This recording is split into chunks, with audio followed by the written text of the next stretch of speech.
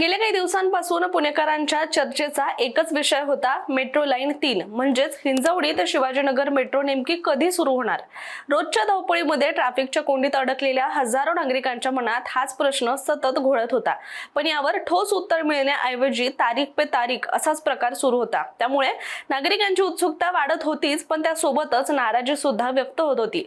मात्र आता या प्रतीक्षेला अखेर पूर्णविराम मिळालेला आहे। अनेक महिन्यांपासून डोळे लावून बसलेल्या पुणेकरांसाठी दिलासादायक बातमी समोर आली असून या महत्त्वाच्या मेट्रो प्रकल्पाची फायनल तारीख जाहीर झाली आहे। त्यामुळे विशेषतः हिंजवडी सारख्या गजबजलेल्या आयटी हब मध्ये रोज कामासाठी जाणाऱ्या हजारो कर्मचाऱ्यांसाठी हा मोठा दिलासा ठरणार आहे।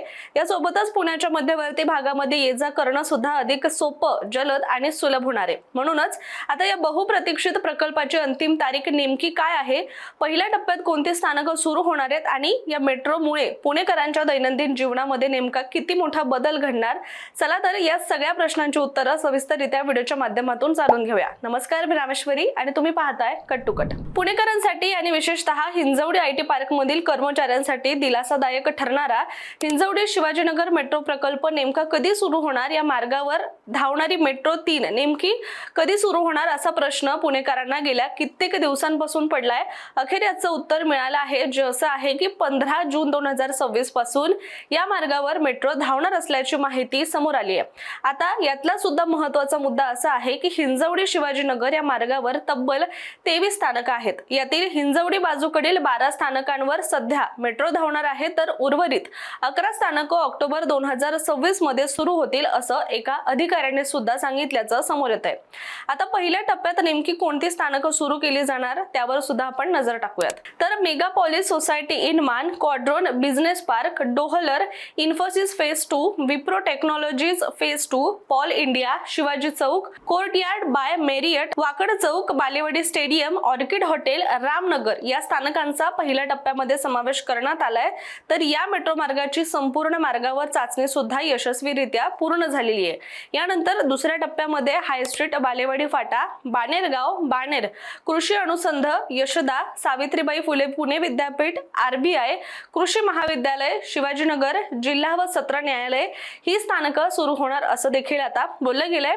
याचबरोबर हिंजवडी शिवाजीनगर ही उन्नत मेट्रो लाईन असून याची लांबी 23.20 किलोमीटर इतकी आहे।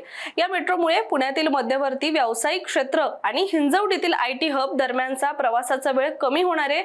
शिवाय वाहतूक कोंडीमध्ये दररोज अडकणाऱ्या पुणेकरांना या मेट्रो नंतर मोठा दिलासा मिळणार आहे। त्यात साधारणतः मान्सून मध्ये ही मेट्रो सुरू होणार असल्यामुळे अधिकच चांगला प्रवास यामुळे करता येणार आहे, कारण मुंबई आणि पुण्यामध्ये एक पाऊस पडला तरी सुद्धा रस्त्यांच्या अक्षरशः नाल्या आणि नद्या व्हायला सुद्धा वेळ लागत नाही।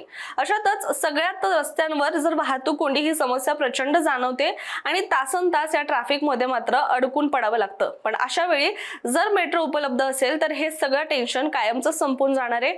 महत्त्वाचं म्हणजे मेट्रो सुरू झाल्यानंतर सध्या हिंजवडी ते शिवाजीनगर दरम्यान होणारा 1.5 ते 2 तासांचा प्रवास मोठ्या प्रमाणात कमी होऊन अवघ्या 30 ते 40 मिनिटांमध्ये पूर्ण होण्याची शक्यता वर्तवली गेली आहे।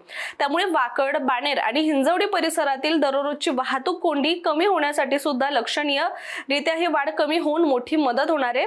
इतकंच नाही तर सणासुदीच्या काळामध्ये सुद्धा मोठ्या प्रमाणात मेट्रोचा वापर हा नागरिकांकडून केला गेलेला आहे, ज्याबद्दलचा आकडा देखील विक्रमी ठरला होता आणि तो आकडा होता 5.75 लाखापर्यंतचा। त्यामुळे आपल्याला यावरून लक्षात येऊ शकतं की पुणेकरांची सध्या मेट्रोला सुद्धा किती पसंती मिळतेय। पण तुम्हाला माहितीये का, सुरुवातीला मी तारीख पे तारीख असं म्हणण्यामागचं कारण असं होतं की खरं तर हिंजवडी ते शिवाजीनगर या दरम्यान धावणारी मेट्रो लाईन 3 ची सेवा 31 मे पर्यंत पुणेकरांच्या सेवेत येईल असा अंदाज होता, पण तसं काहीच झालं नाही।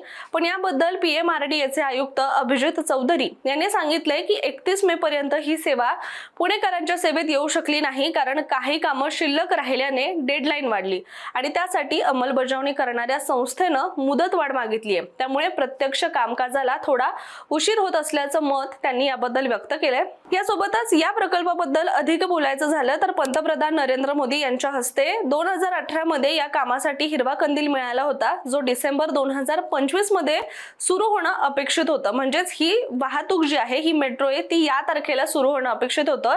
शिवाय खासगी भागीदारी अर्थात पीपीपी प्रकल्प हा आहे। त्याचबरोबर पुणे महानगर प्रदेश विकास प्राधिकरणाद्वारे टाटा समूहाला उभारणीसाठी हा प्रकल्प दिला गेलाय। हा प्रकल्प design design, build, finance, operate आणि ट्रान्सफर या तत्वावर करण्यासाठी Pune IT city metro rail limited ही विशेष उद्देश कंपनी सुद्धा स्थापन केली असून त्यांच्याद्वारे 35 वर्षांच्या सवलतीसाठी विकसित आणि ऑपरेट केलं जाणार आहे। दरम्यान मेट्रो लाईन 3 शिवाजीनगर पर्यंत सुरू झाल्यानंतर मेट्रो लाईन 1 म्हणजेच PCMC ते स्वारगेट आणि लाईन 2 म्हणजेच वनाज ते रामवाडी यांना जोडणी मिळणं सुद्धा शक्य होईल। त्याचबरोबर या दोन्ही लाईनचा पुढील सुद्धा विस्तार पुढील काळामध्ये होण्याच्या मार्गावर आहे। म्हणजेच सध्याची सुरू असलेली वनाज रामवाडी मेट्रो मार्गिकेचा विस्तार करून ती पुढे कल्याणी नगर मार्गे विमानतळापर्यंत सुद्धा नेण्याचा सर्वात मोठा विचार केला जातोय आणि याबद्दलचं काम सुद्धा हाती घेण्यात आलंय।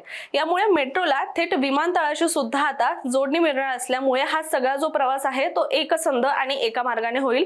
त्याचबरोबर वनाज ते चांदणी चौक आणि रामवाडी ते वाघोली विठ्ठलवाडी या दोन महत्त्वाच्या मार्गांचं काम लवकरच सुरू होण्याची सुद्धा शक्यता आहे। त्यामुळे शहरातील हे संपूर्ण मेट्रो जाळं सुरळीतपणे सुरू झाल्यानंतर पुणे शहर जे जगात वाहतूक कोंडीमध्ये 5 नंबरला येतं त्याची ही ओळख कायमची पुसून जाईल आणि या प्रकल्पामुळे केवळ प्रवास सुलभ होणार नाही तर प्रदूषणात सुद्धा घट होण्याची शक्यता आहे। मोठ्या प्रमाणावर नागरिक खासगी वाहनांचा वापर कमी करून सार्वजनिक वाहतुकीकडे वळतील असा अंदाज व्यक्त केला जातोय।